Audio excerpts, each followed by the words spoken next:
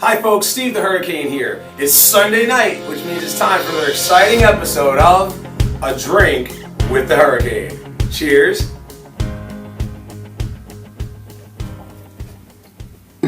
Alright, so for tonight's episode of A Drink with the Hurricane, I want to take a moment and talk about something that one of my clients had said to me and something that several different prospective clients or people who watched the video have sent to me over the last couple of months. And the question is, do I have a bad territory? Or is there such a thing as a bad territory?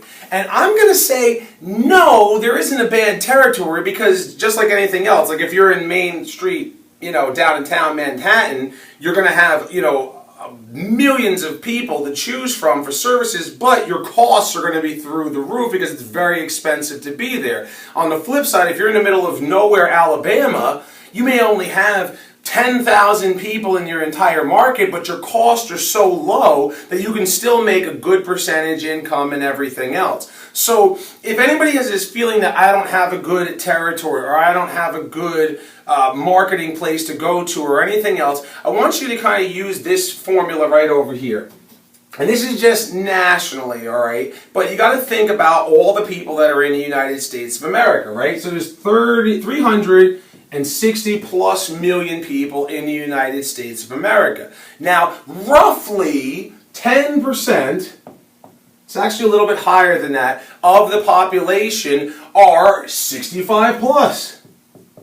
All right? So just using this right here, that means that for whatever size territory you're in, right? Say you're in the middle of Montana, and you have a 2-county territory which covers maybe 100 square miles, right? So, which is a big, size territory. But in that 100 square miles, you only have 15,000 people that live in that area.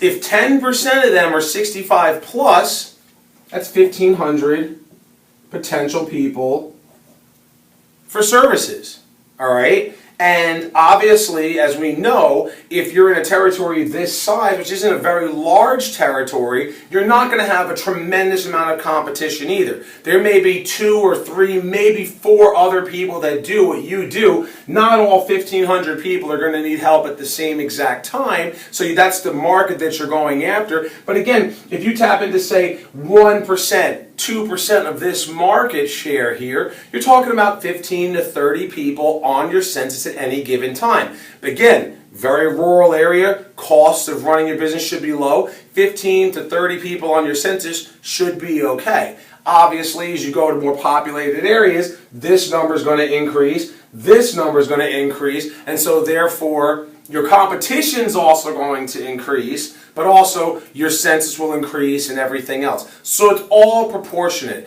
Now, what I do say to people is that if you are having challenges, if it is difficult for you to get business, that's where some focused sales and marketing training really will come to be a big benefit to you. All right? Qualify the places you're going to for business. What are you doing to capitalize on that 1-2% of your market share, and so on and so forth. If you don't have a plan, if you don't have a strategy, I strongly recommend you come to the Hurricane Marketing Bootcamp. This is the last one I'm going to do for this entire year. The one in Dallas was off the hook. I'm still getting feedback from that, and that was months ago. I only have like 10 spots left. So sign up for it now, reserve your spot because it's going to sell out. New York City, don't you want to come see Manhattan? It's going to be awesome. I can't wait to see you. I'm going to give you everything I know to teach you how to blow away the competition.